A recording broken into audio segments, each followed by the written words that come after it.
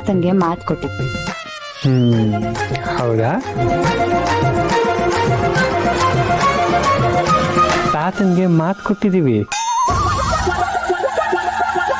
ಅಮ್ಮ, ಇವರೇ ನಮ್ಮ ಇಷ್ಟು ದಿನ ಕದ್ದು ಮುಚ್ಚಿ ರೊಮ್ಯಾನ್ಸ್ ಮಾಡ್ತಿದ್ರು. ಈಗೇನು ಎಲ್ರ ಮುಂದೆ ರಾಜಾರೋಷವಾಗಿ ರೊಮ್ಯಾನ್ಸ್ ಮಾಡ್ತಿದ್ದಾರೆ. ಹ್ಞೂ ಕಣೆ, ನಾನು ಗಮನಿಸ್ತಾನೆ ಇರ್ತೀನಿ. ಇವ್ರಿಬ್ರು ವಿಮ್ಲಾ ಇದ್ದಾಗ ಒಂಥರ ನಡ್ಕೊಳ್ತಾರೆ, ವಿಮ್ಲಾ ಇಲ್ದಿರುವಾಗ ಇನ್ನೊಂದ್ ಥರ ನಡ್ಕೊಳ್ತಾರೆ.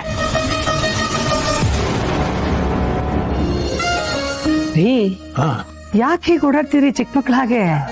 ಇಷ್ಟು ವರ್ಷ ಆದ್ಮೇಲೆ ನನ್ನ ತಂಗಿ ನೋಡ್ತಾ ಇದೀನಲ್ಲ, ಅದಕ್ಕೆ ಸಣ್ಣ ಹುಡುಗನ್ ತರ ಆಗ್ಬಿಟ್ಟಿದೀನಿ ನಾನೀಗ. ನೋಡಿ ಲಕ್ಷ್ಮಿ, ಬಿಟ್ಟು ಬಾ ಬಾ ಬಾ ಬಾ. ಚೆನ್ನಾಗಿದೀಯಾ?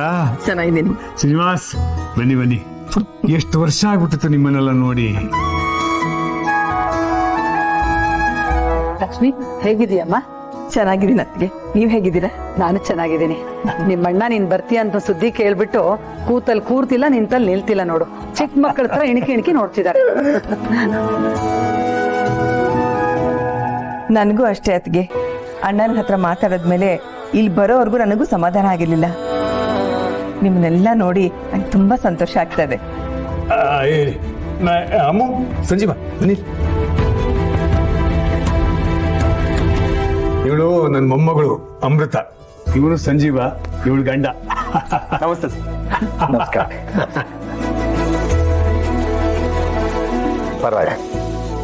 ಪರವಾಗಿಲ್ಲಮ್ಮ. ಅಣ್ಣ, ನಿನ್ ಕುಟುಂಬನೂ ನಮ್ಮನೆ ತರಾನೇ ದೊಡ್ಡ ಕುಟುಂಬ. ನೋಡಿ ತುಂಬಾ ಸಂತೋಷ ಆಯ್ತು. ಸಂಜೀವ್, ನೀವೇನ್ ಮಾಡ್ಕೊಂಡಿದ್ದೀರಾ? 100 ಮಕ್ಕಳಿಗೆ ಪಾಠ ಹೇಳೋ ಮೇಷ್ಟ್ರು ಕಣಪ್ಪ ಅವನು. ಎಂಥ ಪುಣ್ಯದ ಕೆಲಸ ಅಲ್ವಾ? ಮೇಷ್ಟ್ರ ಕೆಲ್ಸನ ಎಲ್ರನ್ನು ತಿದ್ದಿ ತೀಡಿ ಪಾಠ ಹೇಳ್ಕೊಡುವಂತ ಗುರುಗಳು. ಇಷ್ಟು ವರ್ಷ ಆದ್ರೂ ನಮಗ್ ಪಾಠ ಹೇಳ್ಕೊಟ್ಟ ಮೇಷ್ಟ್ರುಗಳನ್ನ ನಾವ್ ಇನ್ನೂ ಮರ್ತಿಲ್ಲ. ಅದರಲ್ಲೂ ಸರ್ಕಾರಿ ಶಾಲೆ ಓದಂತ ನಮ್ಮಂತವ್ರಂತೂ ಮರೆಯಕ್ ಸಾಧ್ಯನೇ ಇಲ್ಲ ಅಲ್ವಾ ಧರ್ಮಣ್ಣ? ಸರಿಯಾಗಿದೆ.